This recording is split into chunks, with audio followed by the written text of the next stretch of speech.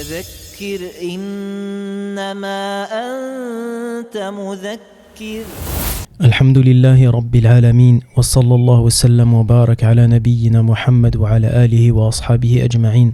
اللهم علمنا ما ينفعنا وانفعنا بما علمتنا وزدنا علما إنك أنت العليم الحكيم. واغفر لنا ولمشايخنا ولولاة أمرنا وللمسلمين والمسلمات أجمعين. رب اشرح لي صدري ويسر لي أمري واحلل عقدة من لساني يفقه قولي. أما بعد, assalamu alaikum wa rahmatullahi wa barakatuh. On se retrouve aujourd'hui pour l'épisode 15 de la biographie prophétique où nous étudierons, incha'Allah ta'ala, les premières émigrations. Après la conclusion du second pacte d'Al-Aqaba et l'établissement d'un petit état musulman, le prophète sallallahu alayhi wa sallam donna aux musulmans mécois l'autorisation d'émigrer à Médine. Et cette émigration, d'un point de vue purement matériel, cela signifiait une perte et le sacrifice de ses biens. L'avenir était donc plutôt incertain. Ayant tout cela à l'esprit, les musulmans commencèrent à émigrer petit à petit, tandis que les polythéistes cherchaient par tous les moyens possibles à les en empêcher, car ils avaient conscience qu'une telle émigration menaçait leur société. Néanmoins, les croyants réussirent à s'échapper par groupes successifs et si rapidement que dans les 2 mois qui suivirent le second serment d'Al-Aqaba, presque tous les musulmans prirent le chemin de Médine, à l'exception de Abu Bakr, de Ali et du prophète sallallahu alayhi wa sallam et de ces âmes nobles qui avaient été séquestrées et qui se trouvaient dans l'impossibilité de fuir. Le prophète sallallahu alayhi wa sallam et Abu Bakr Siddiq radiyallahu anhu prirent leur disposition pour partir, mais l'envoyé d'Allah sallallahu alayhi wa sallam attendait l'ordre de l'émigration de la part d'Allah ta'ala. Il est important de noter ici que la plupart des musulmans qui avaient émigré en Abyssinie rejoignirent Médine pour y retrouver tous les autres musulmans. Comme Abu Bakr as-Siddiq radiyallahu anhu se préparait à partir pour Médine, l'envoyé d'Allah sallallahu alayhi wa sallam lui dit « Ne te presse pas, ya Abu Bakr, car j'espère recevoir l'ordre d'émigrer moi aussi. » « Est-ce que tu espères cela, toi pour qui je donnerai la vie de mon père ?» s'écria Abu Bakr as-Siddiq. « Oui, répliqua le prophète sallallahu alayhi wa sallam. Et par conséquent, Abu Bakr as-Siddiq radiyallahu anhu, pour accompagner l'envoyé d'Allah sallallahu alayhi wa sallam, renonça à son départ. Il nourrit pendant 4 mois 2 chameaux de celles qu'il avait chez lui en vue de préparer cette émigration. Et ici, j'aimerais ouvrir une parenthèse sur la hijra, sur l'émigration que beaucoup de personnes évoquent aujourd'hui. La hijra des pays malsains. Alors il faut savoir qu'il y a 2 conditions obligatoires et cumulatives qui, si elles sont rassemblées, la hijra devient obligatoire. Sinon, cela reste préférable. La première condition, c'est la capacité d'émigrer. Donc, avoir la capacité physique, financière, etc. Car la hijra nécessite certes une préparation, mais qui ne doit pas devenir excessive au point de délaisser le tawakkul, c'est-à-dire le fait de s'en remettre à Allah. Et la deuxième condition constitue l'impossibilité de montrer sa religion. Qu'est-ce que ça veut dire montrer sa religion ? C'est-à-dire premièrement de pouvoir être en capacité de faire tous les actes religieux, pratiquer sa religion de façon normale et sans être empêché. Le deuxième élément de l'impossibilité de montrer sa religion concerne le fait d'être incapable de dénoncer les fausses croyances des mécréants. Donc par exemple, dénoncer certaines croyances ou pratiques qui sont fausses au sein de sa société et de sa communauté. Il faut savoir ici que l'obligation de la hijra de façon générale est propre à chacun, parce que chacun a une situation particulière à laquelle il faut se pencher. Wallahu a'lam. Suite à cette émigration progressive des émigrants vers Médine, Quraysh se réunit dans Dar al-Nadwa, c'est-à-dire le parlement de Quraysh. Les polythéistes étaient paralysés face à cette fuite organisée et rapide des muhajiroun, des émigrants. Ils étaient saisis d'une anxiété sans précédent, notamment à cause du devenir de leur religion païenne et de leur économie. Ils savaient que le prophète sallallahu alayhi wa sallam était doté d'une forte personnalité et de qualités de direction exemplaires, que son influence était très grande et que ses disciples étaient déterminés, loyaux et toujours prêts à sacrifier leurs biens si le messager d'Allah l'exigeait. Ils n'ignoraient pas non plus que les Aws et les Khazraj qui avaient offert d'accueillir les musulmans mécois étaient réputés pour leur puissance. Ils savaient aussi que ceux-ci s'étaient détournés d'un passé empli d'animosité et de guerre civile. Les Qurayshites avaient aussi conscience de la position stratégique de Médine, située sur les routes commerciales menant à la Mecque. Ils effectuaient par le passé, grâce à ces voies, un commerce de marchandises d'une valeur globale estimée à 250 000 dinars en or par an, ce qui équivaut aujourd'hui à environ une centaine de millions d'euros. La sécurité de ces pistes caravanières était donc cruciale pour que se perpétue cette économie des Qurayshites. L'établissement de la prédication islamique à Médine représentait une vraie menace. Ils se mirent donc à rechercher la méthode la plus efficace pour parer ce danger imminent, dont la cause première n'était autre que le prophète sallallahu alayhi wa sallam. Le jeudi 26 du mois de Safar de la 14e année de la mission prophétique, c'est-à-dire le 12 septembre de l'an 622 de l'ère chrétienne, environ 2 mois après le grand pacte d'Al-Aqaba. Au début de ce jour-là, le parlement de la Mecque, Dar al-Nadwa, connut une réunion exceptionnelle, empreinte d'une extrême gravité, avec une seule question à l'ordre du jour. Comment se débarrasser du prophète sallallahu alayhi wa sallam et éteindre la prédication islamique une bonne fois pour toutes. Des représentants de toutes les tribus issues de Quraysh furent au rendez-vous. Alors qu'ils s'apprêtaient à débuter leur débat, Satan, qui avait pris l'apparence d'un vénérable vieillard, vint à eux. Il se présenta comme un homme du Najd, souhaitant par curiosité assister au débat dans l'espoir de les aider. Il fut introduit bien volontiers. Les discussions durèrent longtemps et plusieurs propositions furent mises en avant. Certains dirent « chassons-le », d'autres dirent « exilons-le ». Le vieillard, Shaitan, leur dit « ce n'est pas une bonne idée. N'avez-vous pas vu comme ces paroles sont belles et logiques et qu'il saisit les cœurs des gens par ce qu'il apporte ? Par Allah, si vous le faites, il sera sûrement accueilli chez d'autres et ils le suivront et il les incitera à vous écraser. Il fera ensuite de vous ce qu'il voudra. Trouvez donc une autre solution. » Ils proposèrent donc de l'enchaîner, de l'enfermer et attendre qu'il meure comme les poètes avant lui. Le vieillard, Shaitan, leur dit « ce n'est pas une bonne idée. Par Allah, si vous l'emprisonnez, comme vous le dites, son affaire sortira par la porte. Ses compagnons se dresseront contre vous, ils le délivreront et finiront par l'emporter sur vous par leur nombre. Non, ce n'est pas une bonne idée. Trouvez autre chose. » Ces idées réfutées, une idée criminelle fut proposée et votée à l'unanimité. Et c'est le plus grand criminel de la Mecque, Abu Jahl, qui la leur suggéra. Il leur dit « Par Allah, j'ai une idée que vous n'avez pas encore proposée. Je suis d'avis que nous prenions de chaque tribu un homme jeune, fort et noble. Nous donnerons à chacun d'entre eux une épée tranchante. Et ils le frapperont simultanément avec leurs épées. La responsabilité de son sang sera alors répartie entre toutes les tribus, si bien que la vengeance ne pourra plus s'exercer, et que les Bani Abdi Manaf accepteront le prix du sang, et nous le leur donnerons. » Le vieillard du Najd, Shaitan, approuva donc ce plan et les encouragea à le suivre. Cette proposition maléfique fut alors unanimement acceptée et les délégués des différentes tribus mirent fin à leur discussion et rentrèrent chez eux pleinement déterminés à passer à l'action. Lorsque la décision injuste fut prise, Jibril alayhi salam fut dépêché auprès du prophète sallallahu alayhi wa sallam afin de l'informer du complot de Quraysh et de lui donner la permission de la part d'Allah Ta'ala de quitter la Mecque au plus vite. Il l'informa du moment du départ et lui dit « Cette nuit, ne t'endors pas dans ta couche habituelle. » À midi, le prophète sallallahu alayhi wa sallam vient trouver son ami Abu Bakr as-Siddiq et il régla avec lui les détails du voyage. Un jour, dit Aïcha radiyallahu anha, nous étions assis dans la maison de mon père Abu Bakr. Au cours de la grosse chaleur du midi, quelqu'un vient lui dire « Voici l'envoyé d'Allah, la tête couverte, qui vient à une heure à laquelle il n'était jamais venu. Lui, pour qui je donnerai la vie de mon père et celle de ma mère, s'écria Abu Bakr as-Siddiq, ne vient à cette heure que parce qu'il s'est passé quelque chose de grave. » L'envoyé d'Allah sallallahu alayhi wa sallam arriva bientôt. Il demanda à être reçu et aussitôt qu'il en a eu l'autorisation, il entra. « Fais sortir tous ceux qui sont chez toi, dit le prophète sallallahu alayhi wa sallam à Abu Bakr as-Siddiq. Ô envoyé d'Allah, toi pour qui je donnerai la vie de mon père, répondit-il, il n'y a ici que des parents à toi. Eh bien, répondit le prophète sallallahu alayhi wa sallam, j'ai reçu l'autorisation d'émigrer. Et je t'accompagne, ô envoyé d'Allah, pour qui je donnerai la vie de mon père. Oui, il répliqua, tu m'accompagnes. Après avoir mis un plan d'émigration en place, le prophète sallallahu alayhi wa sallam revient chez lui dans l'attente de la tombée de la nuit.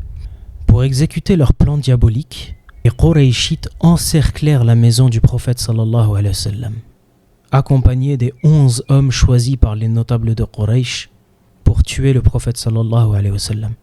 Les polythéistes attendaient l'heure prévue pour l'attaque, à savoir le milieu de la nuit pour exécuter leur plan. C'est pourquoi ils étaient restés éveillés. Cependant, Allah Ta'ala, entre les mains de qui repose la souveraineté des cieux et de la terre, fait ce qu'il veut. Il protège et ne saurait être protégé. Il fit exactement ce qu'il révéla plus tard à son prophète sallallahu alayhi wa sallam dans le Coran, dans la sourate 8, au verset 30. Lorsqu'il dit « Et lorsque ceux qui avaient mécru complotaient contre toi pour t'emprisonner, ou bien te tuer, ou bien t'expulser, ils faisaient des plans, et Allah Ta'ala faisait aussi des plans. Et Allah est le meilleur de ceux qui planifient. » L'envoyé d'Allah sallallahu alayhi wa sallam quitte sa maison. À ce moment critique, les plans des Qurayshites s'effondrèrent totalement en dépit du siège qu'ils avaient fait devant la maison du prophète sallallahu alayhi wa sallam. Alors que celui-ci et Ali radiyallahu anhu se trouvaient à l'intérieur, le prophète lui dit « Dors dans mon lit et couvre-toi de mon manteau vert. Rien de mal ne saurait t'atteindre de leur part. » Le prophète sallallahu alayhi wa sallam avait l'habitude de dormir en se couvrant de ce manteau. Il sortit ensuite de chez lui et jeta une poignée de poussière sur les comploteurs, parvenant à se faufiler parmi eux en récitant les versets du Coran al-Karim وَجَعَلْنَا مِنْ بَيْنِ أَيْدِهِمْ سَدًّا وَمِنْ خَلْفِهِمْ سَدًّا فَأَغْشَيْنَاهُمْ فَهُمْ لَا يُبْصِرُونَ. Nous plaçâmes devant eux un barrage et derrière eux un barrage. Nous les couvrîmes ainsi d'un voile et voici qu'ils ne voyaient plus rien. Il se rendit ensuite chez Abu Bakr Siddiq radiyallahu anhu et immédiatement ils sortirent tous les deux par une lucarne se trouvant à l'arrière de la maison et ils partirent en direction du Yémen et s'abritèrent dans la grotte de Thawr. Quelqu'un passa près des Qurayshites en embuscade et leur dit « Que faites-vous ici ?» Ils dirent « Nous attendons Muhammad. » Il dit « Quel échec et quelle perte pour vous. Par Allah, il est passé près de vous et a jeté de la terre sur vos têtes. » Ils dirent « Par Allah, nous ne l'avons pas vu. » Ils regardèrent donc à l'intérieur de la maison et dirent « Par Allah, Muhammad est encore dans son lit et il est couvert de son manteau. » Ils restèrent donc sur place jusqu'au matin. Quand Ali se leva, ils comprirent qu'il s'était fait rouler dans la farine. Sachant fort bien que les Qurayshites allaient mobiliser toutes leurs ressources afin de le retrouver, il leur joua un tour astucieux en se dirigeant contre toute attente vers le sud, en direction du Yémen, au lieu d'aller vers le nord, la route qu'il devait prendre normalement. Il parcourut ainsi environ 8 km jusqu'à ce qu'il atteigne une haute montagne rocheuse appelée Thawr. Là, ses chaussures furent vraiment usées, et certains dirent que c'est du fait qu'il ait marché sur la pointe des pieds afin de ne laisser aucune trace derrière lui. Abu Bakr as-Siddiq radiyallahu anhu le porta alors jusqu'à une grotte qui portait le même nom que la montagne, la grotte de Thawr. Lorsqu'ils arrivèrent à l'entrée de la grotte, Abu Bakr as-Siddiq dit « Par Allah, tu n'y entreras pas avant que j'y entre. Ainsi, s'il s'y trouve une source de mal, elle me frappera et t'épargnera. » Abu Bakr as-Siddiq radiyallahu anhu pénétra, nettoya et obstrua avec un morceau de tissu qu'il arracha de ses propres vêtements les trous qui étaient dans la grotte. Mais il y avait 2 trous qu'il boucha à l'aide de ses propres pieds. Il demanda ensuite au prophète sallallahu alayhi wa sallam d'entrer. Celui-ci entra et s'endormit immédiatement après avoir posé la tête sur les genoux d'Abu Bakr as-Siddiq radiyallahu anhu. Soudain, l'un des pieds d'Abu Bakr fut piqué par un insecte venimeux. Cela lui fit mal au point que ses larmes vinrent à tomber sur le prophète sallallahu alayhi wa sallam. Le prophète se réveilla et appliqua sans tarder un peu de salive sur le pied d'Abu Bakr as-Siddiq et la douleur disparut immédiatement.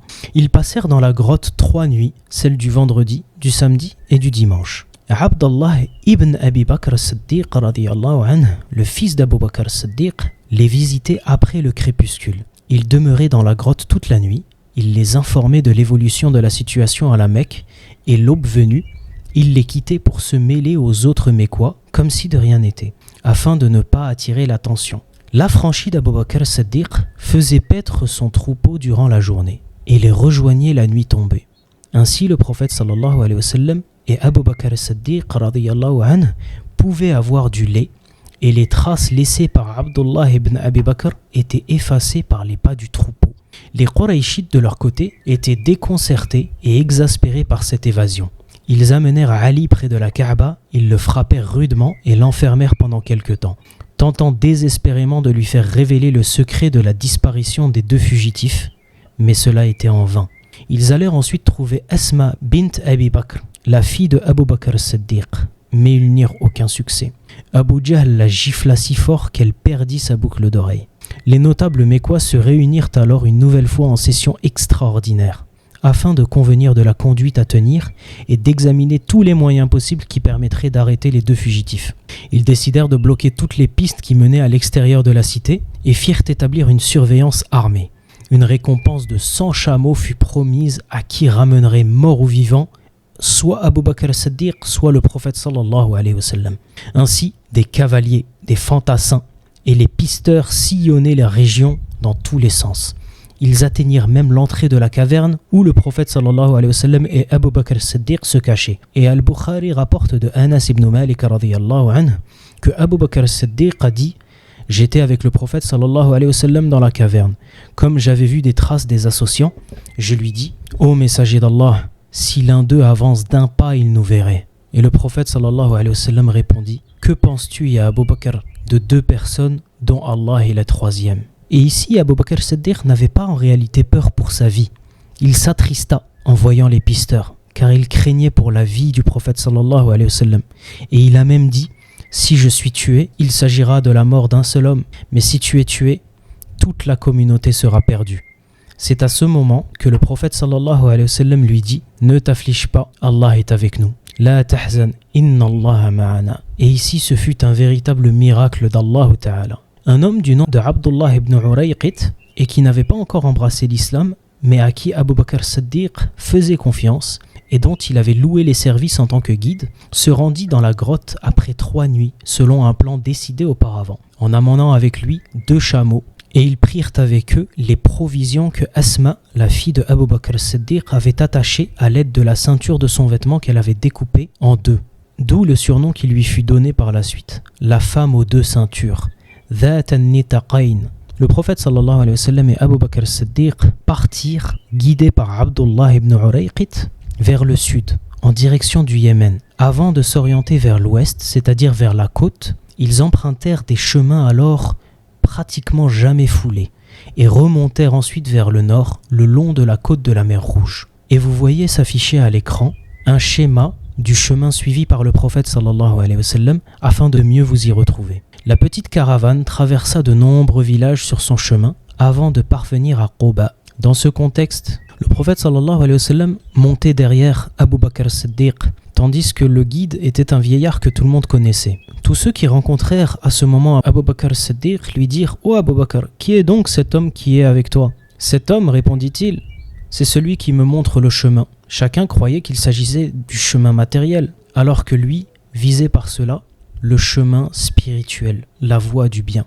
Ainsi, il n'a pas menti, mais a joué sur les mots pour ne pas révéler la présence du prophète sallallahu alayhi wa sallam. Ce qui est quelque chose de permis en islam. La première année de l'hégire, donc, le messager d'Allah arriva à Quba. Ibn al-Qayyim, rahimahullah, a dit: les cris de Allahu Akbar résonnèrent chez les Bani Amr ibn Auf. Les musulmans sortirent pour accueillir le prophète sallallahu alayhi wa sallam et le saluèrent, entourés par les croyants sereins.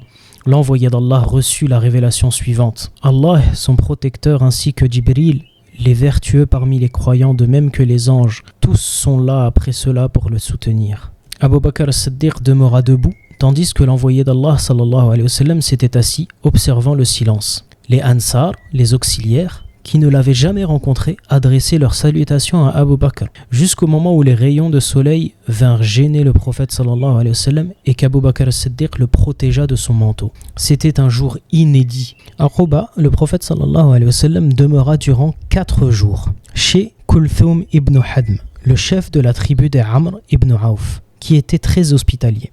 Ce fut dans ce laps de temps que débuta la construction de la mosquée de Quba, dans un esprit de piété sincère. La mosquée de Quba est située à 3 km environ de la mosquée de Médine aujourd'hui, et il est rapporté que celui qui se purifie dans sa maison puis se rend à la mosquée de Quba et il y prie une prière, que ce soit une prière obligatoire ou surérogatoire, il aura alors la récompense d'une umrah. Ali radiyallahu anhu resta à la Mecque pendant 3 jours afin de restituer les dépôts à leurs ayants droit et propriétaires respectifs sur la base de ce que le prophète sallallahu alayhi wa sallam lui avait indiqué. Ensuite, il émigra à pied pour rejoindre l'envoyé d'Allah à Quba. Le vendredi matin, le prophète sallallahu alayhi wa sallam envoya chercher les Bani al-Najjar, ses oncles maternels, afin qu'ils les escortent, lui et Abu Bakr as-Siddiq, jusqu'à Médine. Il s'arrêta en chemin sur le territoire des Bani Salim, où il accomplit la prière du vendredi en compagnie d'une centaine de musulmans. La prière du vendredi finie, Le prophète sallallahu alayhi wa sallam entra donc à Médine, qui depuis ce jour fut appelée Madinatul Rasoul, la cité de l'envoyé d'Allah. Ce fut une journée mémorable. Les voix déclamaient les louanges et les sanctifications d'Allah résonnaient dans les demeures et les chemins de Médine. Et bien que n'étant pas très aisés, tous les Ansar souhaitaient ardemment et sincèrement accueillir le messager d'Allah sallallahu alayhi wa sallam dans leur maison. Ce fut vraiment une procession triomphale. Chaque fois qu'il passait dans une demeure des Ansar, on retenait la bride de sa chamelle, on l'invitait en lui disant « Ya Rasulallah, viens chez nous, nous sommes nombreux, armés et nous sommes à même de te protéger ». Le prophète sallallahu alayhi wa sallam répondit à tous de façon courtoise et bienveillante « Laissez la chamelle, car elle est sous l'ordre d'Allah ». La chamelle continua de cheminer sans rêne pour la tenir, jusqu'à ce qu'elle atteignit le site de la mosquée du prophète sallallahu alayhi wa sallam et elle s'agenouilla. Le prophète sallallahu alayhi wa sallam ne descendit pas. Elle se releva ensuite, fit quelques pas, avant de revenir s'agenouiller au même endroit que la première fois. C'était dans un quartier habité par les Bani al-Najjar, une tribu liée par la parenté au prophète sallallahu alayhi wa sallam du côté de sa mère. En fait, le prophète sallallahu alayhi wa sallam ici voulait honorer ses oncles maternels et habiter parmi eux. Abu Ayyub al-Ansari se précipita vers les bagages de l'envoyé d'Allah sallallahu alayhi wa sallam et les rentra chez lui. Le prophète sallallahu alayhi wa sallam lui dit alors « L'homme suit son bagage ». As-Sa'd ibn Zurara se saisit de la bride de la chamelle qu'il conduisit chez lui. « Ô Allah, fais que nous ayons pour Médine l'affection que nous avons eue pour la Mecque, ou une affection plus vive encore. Ô Allah, bénis pour nous son sa' et son moud. Fais que cette ville soit saine pour nous et transporte sa fièvre à Al-Juhfa. » La période mécoise prend fin ici et une partie de la vie du prophète sallallahu alayhi wa sallam s'achève pour faire place à une nouvelle ère, l'ère médinoise. Ainsi prend fin l'épisode 15. Nous verrons dans l'épisode suivant comment était la vie à Médine et comment s'est composée l'ère médinoise. هذا والله تعالى أعلم. سبحانك اللهم وبحمدك أشهد أن لا إله إلا أنت أستغفرك وأتوب إليك.